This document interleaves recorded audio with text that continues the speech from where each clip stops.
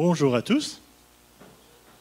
Que le nom du Seigneur soit béni de cette joie qui nous donne d'être ensemble dans sa présence, pour le louer, pour le célébrer, et aussi pour l'entendre, et aussi pour lui dire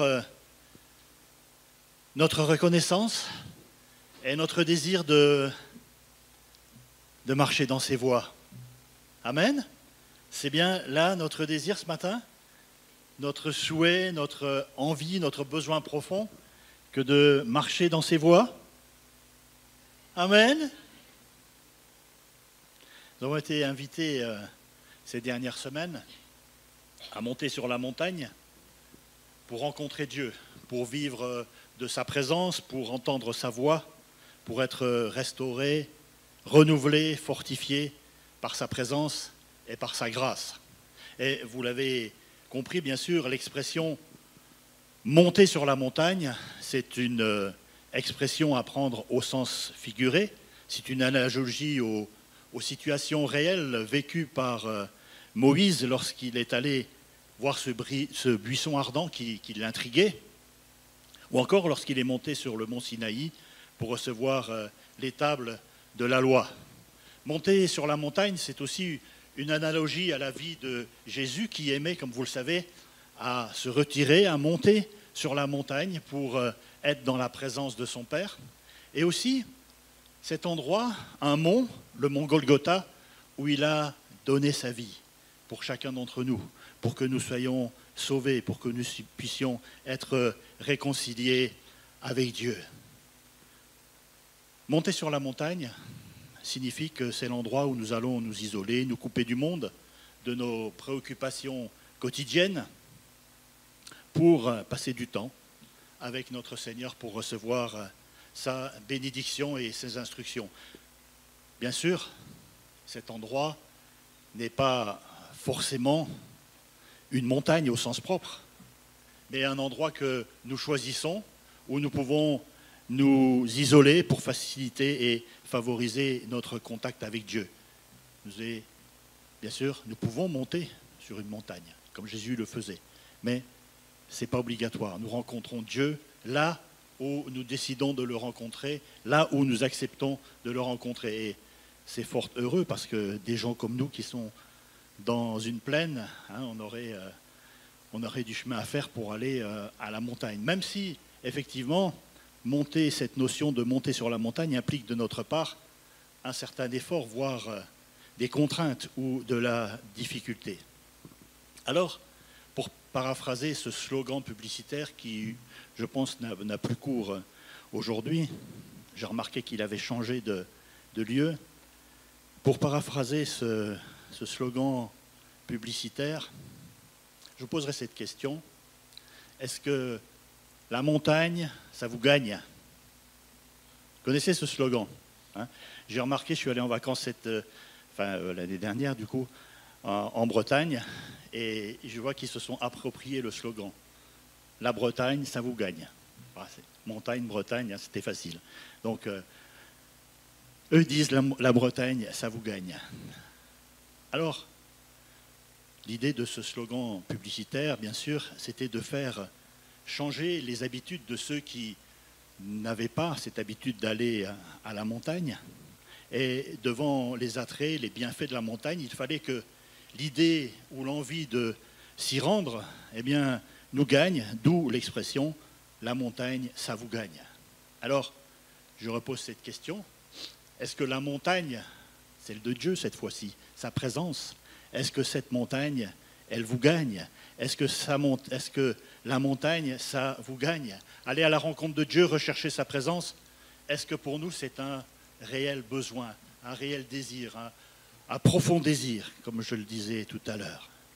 Et dans les prédications que nous avons entendues à ce sujet, il y a un verset qui est très connu et qui a retenu mon attention dimanche dernier et qui m'a inspiré mon message de ce matin.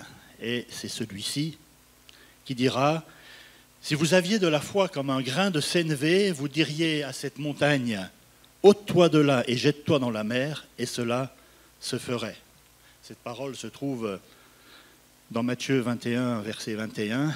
Jésus leur répondit « Je vous dis en vérité, si vous aviez de la foi et que vous ne doutiez point, non seulement vous feriez ce qui a été fait à ce figuier, mais quand vous diriez à cette montagne, ôte-toi de là et jette-toi dans la mer, cela se ferait.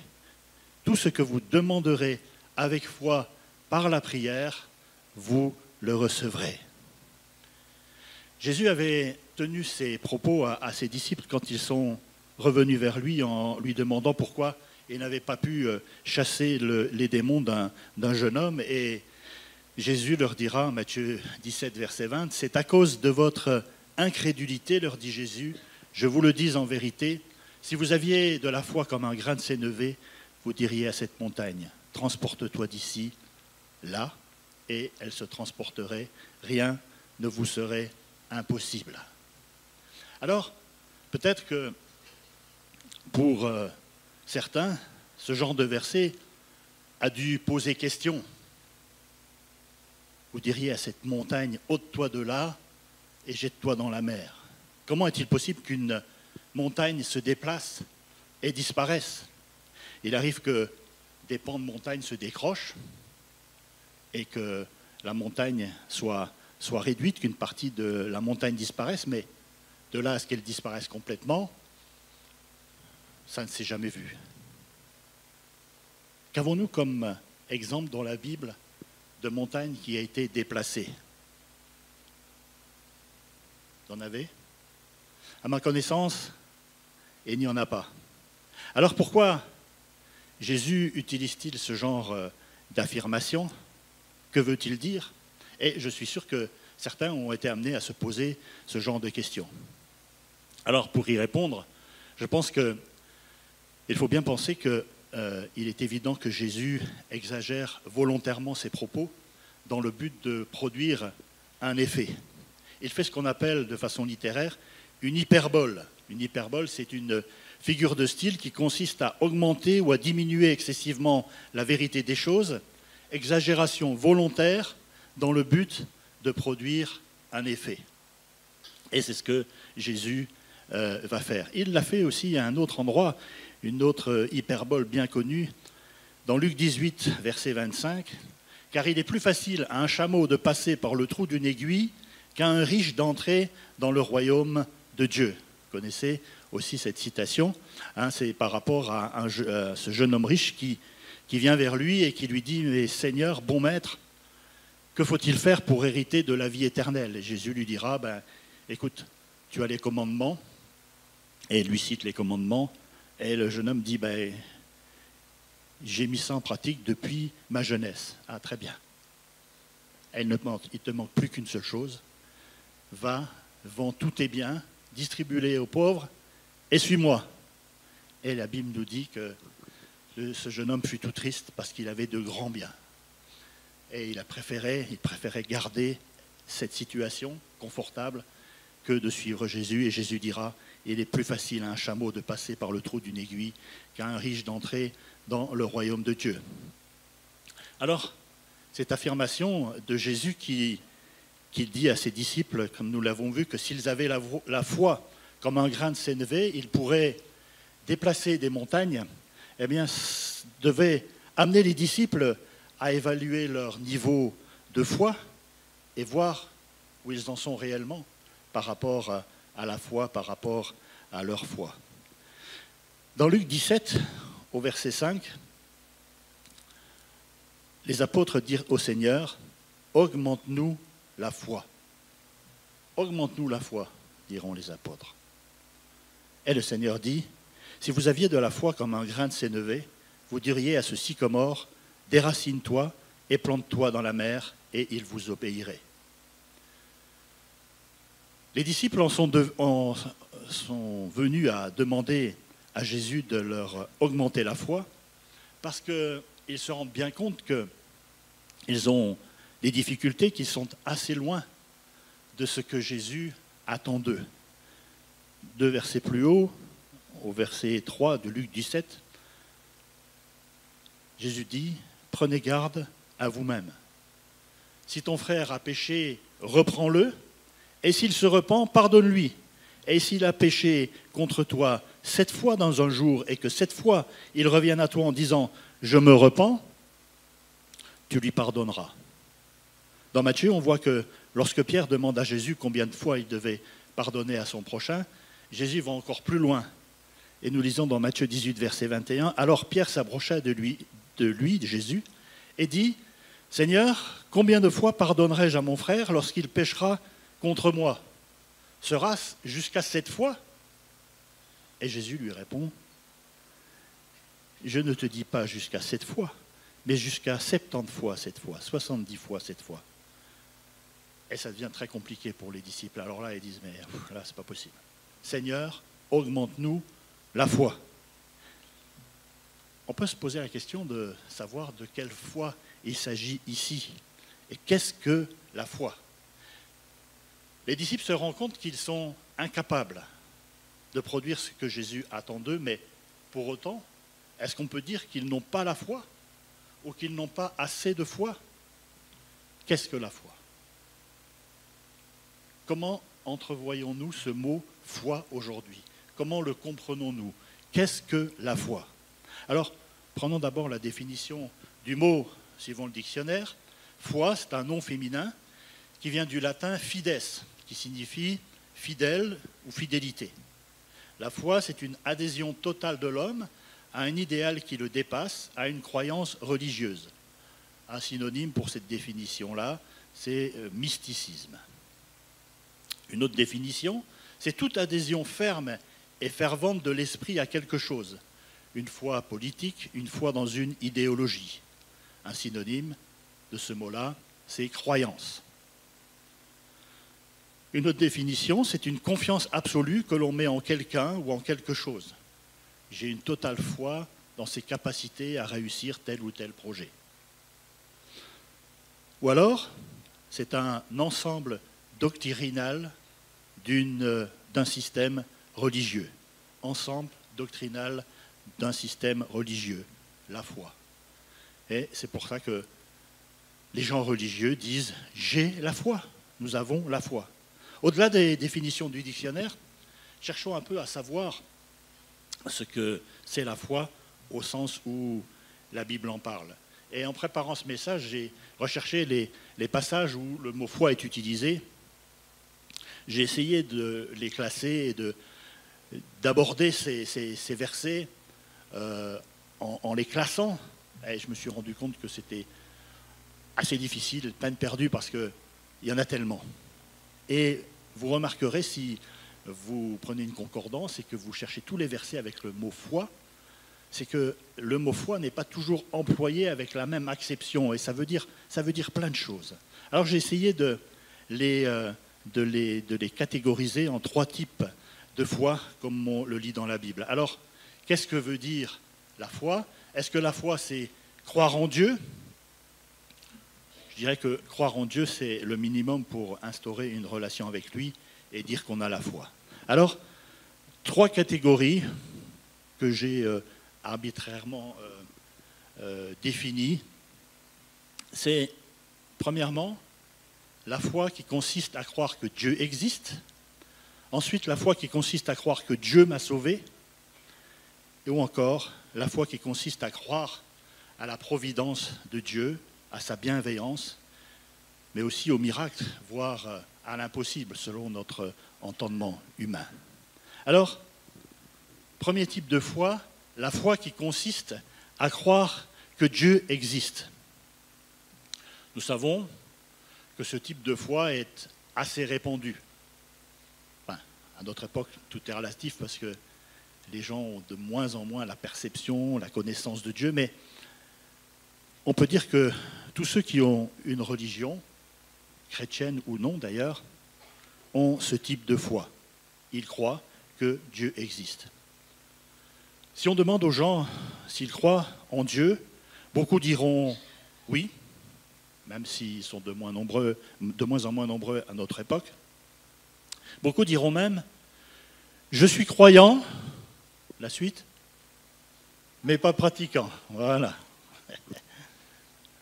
Je suis croyant, mais pas pratiquant. Alors, ils ont une certaine forme de foi. Ils ont la foi. Ils croient que Dieu existe. Mais Malheureusement, ça n'est pas suffisant. Je suis croyant, mais je ne suis pas pratiquant. Ce type de foi est très intéressant, mais il ne suffit pas pour avoir une bonne relation avec Dieu. Ce n'est pas parce qu'on croit que Dieu existe, qu'on pratique même une religion, que cela suffit pour être un véritable enfant de Dieu. Jacques dira, en parlant de la foi et des œuvres qu'elle doit produire, dans Jacques 2, verset 19, « Si tu crois qu'il y a un seul Dieu, clair, si tu crois que Dieu existe, tu fais bien. Les démons aussi le croient, et ils tremblent. Alors croire que Dieu existe, c'est une chose, mais c'est un bon départ, mais ça ne suffit pas. Pour ma part, l'existence de Dieu s'est jamais posée, car dès mon plus jeune âge, en tant que fils de pasteur, petit-fils de pasteur, j'ai baigné dans cette, je dirais, dans cette assurance culturelle que Dieu existe. Je l'ai vu agir dans mon église, je l'ai vu agir dans ma famille, dans ma propre vie, puisqu'elle répondait à mes prières. Mais pour autant, il me manquait quelque chose de très important, c'est le deuxième type de foi. Cette foi qui consiste à croire que Dieu m'a sauvé par Jésus-Christ. Il ne suffit pas seulement de croire quelque chose à propos de Dieu, son existence, sa puissance, ou de croire à des doctrines bibliques, l'au-delà, la création, la grâce, etc. Mais il s'agit aussi de croire en son nom, c'est-à-dire tout ce que représente la personne et l'œuvre de Jésus-Christ et de la recevoir, de l'accueillir dans notre cœur. Le problème de l'homme dans sa relation avec Dieu, c'est sa difficulté à réaliser qu'il est pécheur et que parce qu'il est pécheur, il est perdu. Trop peu de gens ont cette conscience profonde qu'ils sont perdus à cause de leur péché. C'était mon cas pendant trop longtemps. Pendant trop longtemps. J'aimais le Seigneur, les choses de Dieu, et je savais bien que c'était le seul vrai chemin pour ma vie. Et j'avais envie de suivre les préceptes de la Bible. J'en étais arrivé à cette certitude parce que, eh bien, tout simplement, j'avais vu Dieu agir dans ma vie, dans la vie de ma famille, des membres de mon Église, et il ne faisait aucun doute pour moi que Dieu était vivant. Mais il me manquait quelque chose de fondamental, la prise de conscience de ma séparation d'avec Dieu et que j'étais perdu à cause de mon péché. Alors bien sûr, dans ma tête, je savais que j'étais pécheur. Mon instruction religieuse, ma culture religieuse me disait que j'étais pécheur. Oui. Finalement, quand on y réfléchit bien, on n'a pas trop de mal à accepter de penser qu'on est pécheur. Mais on minimise la portée de notre péché, surtout dans notre relation avec Dieu.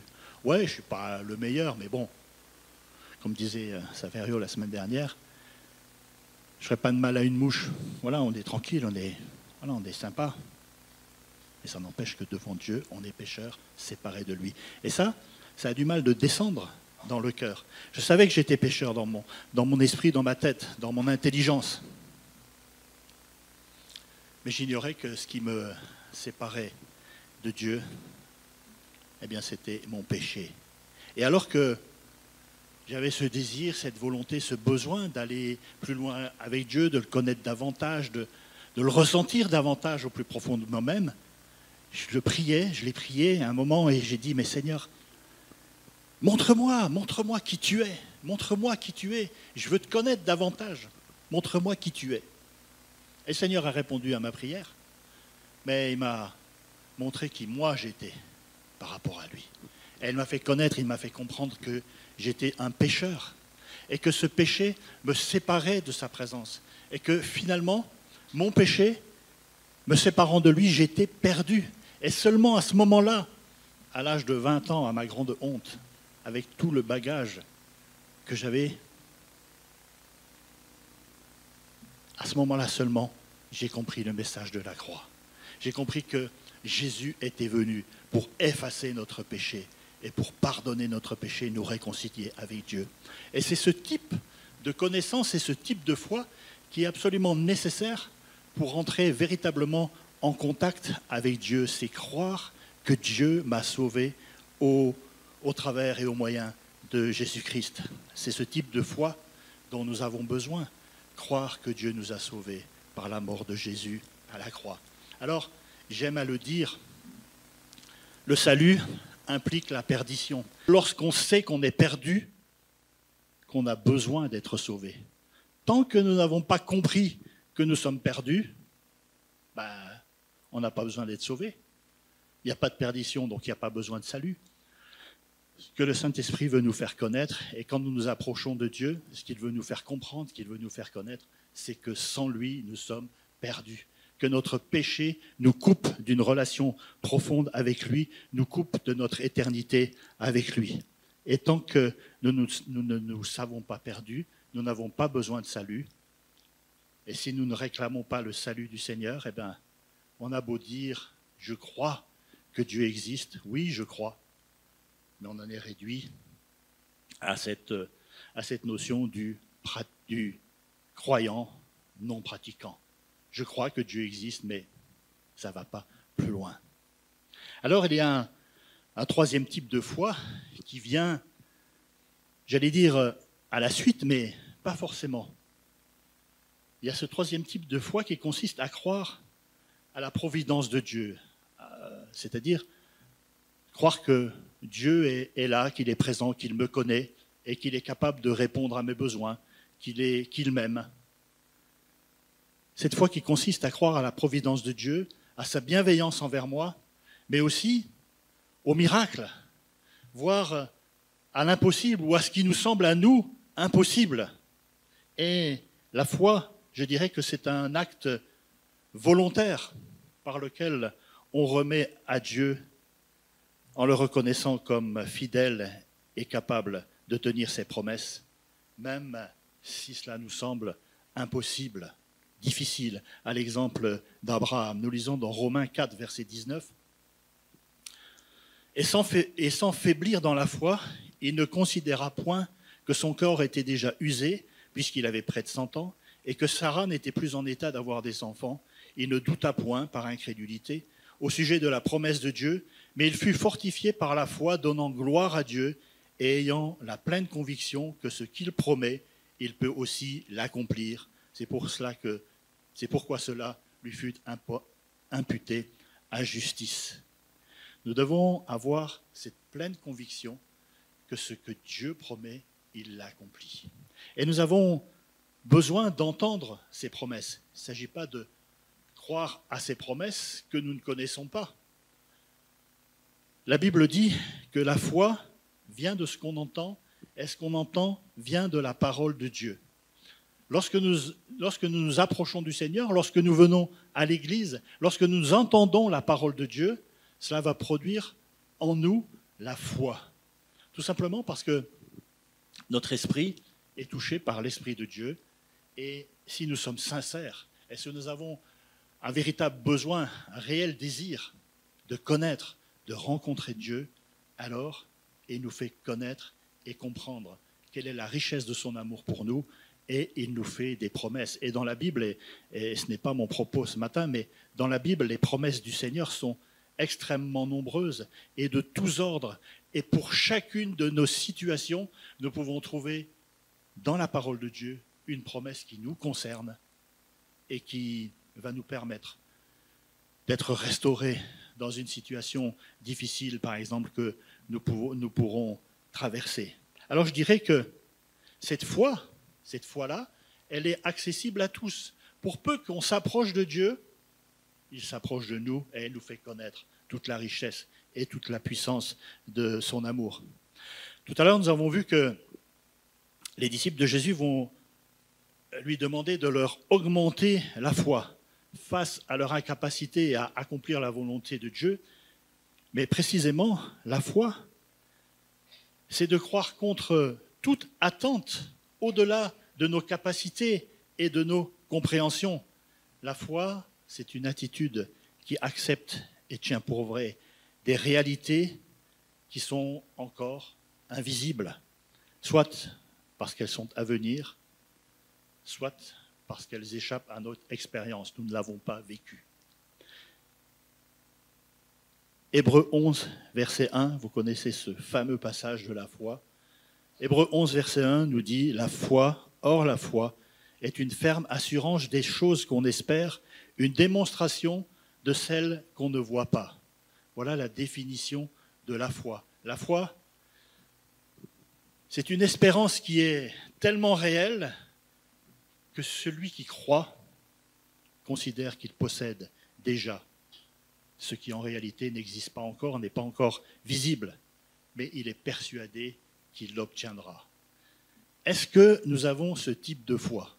Quand nous prions, nous sommes devant un obstacle, devant une difficulté, devant un besoin précis, et nous nous fondons sur la promesse de Dieu qui nous dit qu'il veut nous guérir, qu'il veut nous mettre à l'abri, qu'il veut nous restaurer, qu'il veut agir dans notre vie.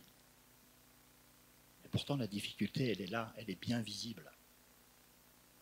Est-ce que nous avons cette foi, cette confiance que Dieu peut restaurer notre situation? La foi, c'est de croire contre toute attente et contre tout raisonnement que Dieu est capable de répondre à ce besoin. La foi, c'est une espérance qui est tellement réelle que celui qui croit considère qu'il possède déjà ce qui n'existe pas encore, ce qui n'est pas visible, mais il est persuadé qu'il l'obtiendra. Est-ce que ce matin, nous sommes persuadés que nous obtenons du Seigneur ce que nous lui avons demandé? Amen? Ça, c'est la foi. Ça, c'est la foi. Et la foi, ce type de foi, va au-delà de notre raisonnement humain, va au-delà de notre vision des choses, de ce que nous voyons. C'est spirituellement qu'on imagine, qu'on concrétise la réalisation de notre besoin, de notre prière. C'est Dieu seul qui agit. Nous avons besoin d'y croire. Ce qui est impossible aux hommes est possible à Dieu. Ce qui nous semble impossible à réaliser est possible à Dieu. Lorsque nous y croyons, lorsque nous mettons notre foi en action, alors cela se réalise. Et cela se réalise uniquement quand nous y croyons. Si nous n'y croyons pas, on est sûr d'une chose, c'est que nous ne le verrons pas. Ça me fait penser à une anecdote sur la montagne. Je l'ai déjà raconté, mais un jour, c'est mon grand-père qui racontait ça dans ses prédications. Un jour, un homme était dans une réunion et il entend un message sur la foi et ce verset qui dit « Si vous avez la foi comme un grain de sénévé, vous diriez à cette montagne, ôte-toi de là, elle se jetterait dans la mer. » Il dit, le message, il est pour moi, ça tombe bien parce qu'il habitait auprès d'une montagne et malheureusement, sa maison était située à un endroit où cette montagne, eh bien, le gênait considérablement dans la mesure où ça lui prenait la lumière du jour. Et je disais, cette montagne, j'en ai plus qu'assez. Alors, il entend ce message, si vous aviez la foi comme un grain de sénévé, le grain de sénévé, c'est pas grand-chose, hein, une petite foi, ok. Alors Seigneur, avant d'aller au lit, il dit, Seigneur, tu vois cette montagne? Je ne la supporte plus. Il faut qu'elle disparaisse. Il faut que tu la fasses disparaître. Et je crois, je ordonne à cette montagne qu'elle s'enlève de là. Et il se couche. Et le lendemain matin, tout confiant, il se lève, il ouvre ses volets et il dit « Ah ben je savais bien que ce n'était pas possible. » Voilà, ça c'est la foi. Je savais bien que ce n'était pas possible. Et s'il y a le doute, le moindre doute dans notre cœur, il est clair que la montagne, elle ne sera pas déplacée. C'est une évidence. Alors, je dirais que cette foi, elle est accessible à quiconque, dès lors qu'il est prêt à entendre la voix de Dieu. Et je l'ai dit tout à l'heure, ce verset de Romains 10, 17, la foi vient de ce qu'on entend vient de la parole de Christ.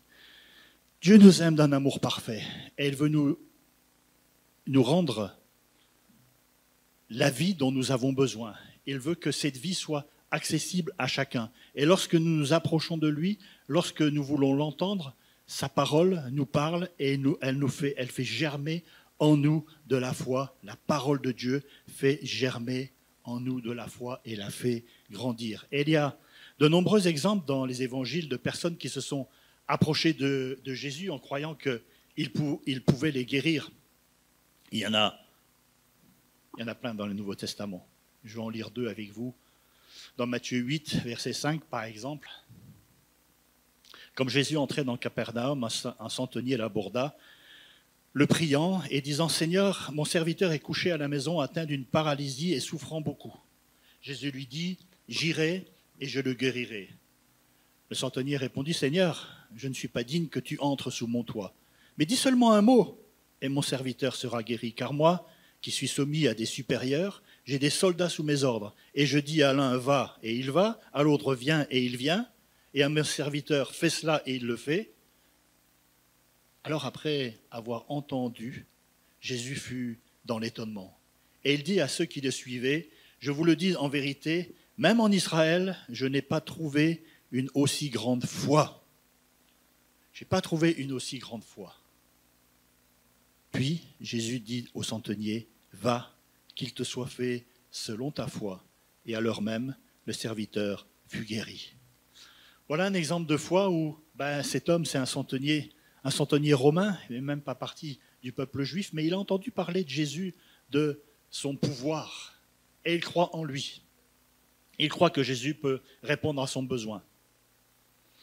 Et il dit, moi je suis centenier, j'ai des gens sous mes ordres, quand je leur dis de faire quelque chose, ils le font, alors toi, tu n'as qu'un mot à dire, et mon serviteur sera guéri. Waouh! Ça, c'est vraiment de la foi. Et Jésus le fera remarquer.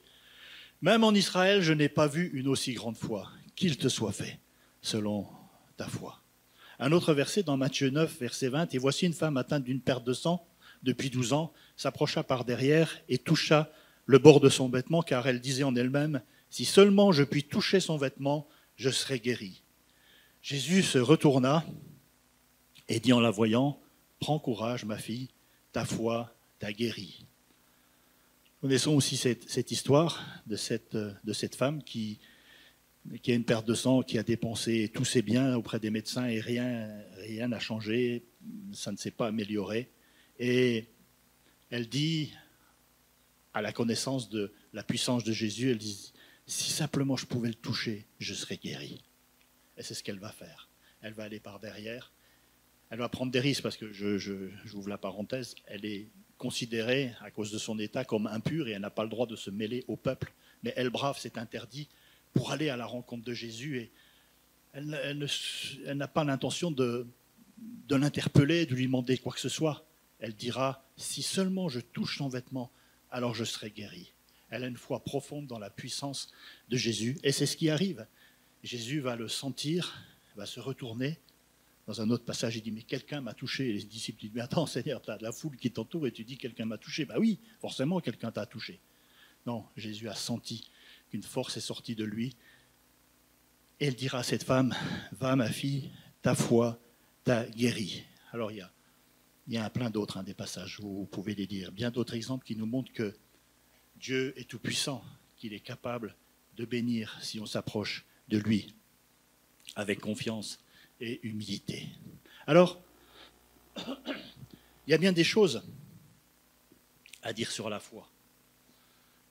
Des centaines de livres ont été écrits sur le sujet et pour ma part, je me sens bien petit et incapable de faire le tour du sujet en aussi peu de temps.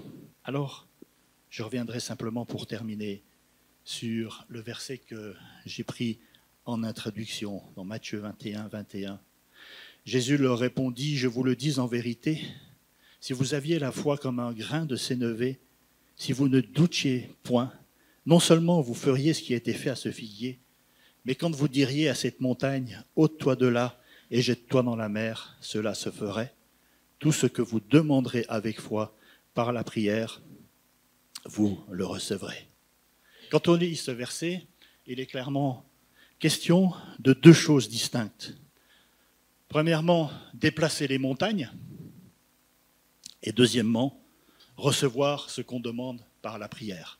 Alors, on l'a vu, il ne s'agit pas ici de montagnes physiques, pas comme cet homme qui avait cette foi que cette montagne pourrait se déplacer, non, ou plutôt qui n'avait pas la foi, pas suffisante. Il s'agit de montagnes spirituelles. Et peut-être que ce matin, il y a des montagnes à déplacer dans votre vie. Peut-être que vous êtes face à des montagnes infranchissables et que vous êtes devant cette montagne depuis longtemps.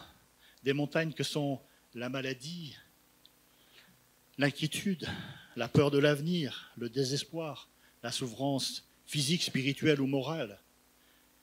Des montagnes qui vous empêchent de vivre la paix, qui vous empêchent de vivre la joie, la sérénité que le Seigneur veut nous donner. Ces montagnes, le Seigneur veut les déplacer loin de nous. Il nous suffit de croire, c'est-à-dire d'avoir la foi qu'il peut le faire et qu'il le fait. Verset 22, tout ce que vous demanderez avec foi par la prière, vous le recevrez. Alors ce matin, la question, elle est simple. Et ce message, il est simple. Est-ce qu'il y a des montagnes? Quelles sont les montagnes qui sont devant nous? Quelles sont les montagnes qui nous empêchent de voir la lumière? Quelles sont les montagnes qui nous empêchent d'être libres, d'être pleins de vie? Qu'est-ce qui nous empêche de vivre véritablement une vie de paix et de joie dans le Seigneur? Si ce matin, nous avons cette confiance absolue que le Seigneur peut déplacer ces montagnes qui sont devant nous, alors il va le faire. Et il nous suffit de le croire. Frères et sœurs, ce matin, c'est un message très simple. Et la Bible, elle est très simple. Peut-être trop simple pour notre entendement, pour notre raisonnement humain, qui dit, mais non, ce n'est pas possible. À partir du moment où nous laissons entrer cette pensée du « ce n'est pas possible », ben ça ne se fera pas. Jésus dit, tout est possible. Tout est possible à celui qui croit. Et un chant qui disait, quand j'étais jeune, tout est possible à celui qui croit. C'est la loi de la foi. Tout est possible à celui qui croit. C'est la loi, c'est une loi divine. Tout est possible à celui qui croit. C'est la loi de la foi. Amen. Alors ce matin, est-ce que...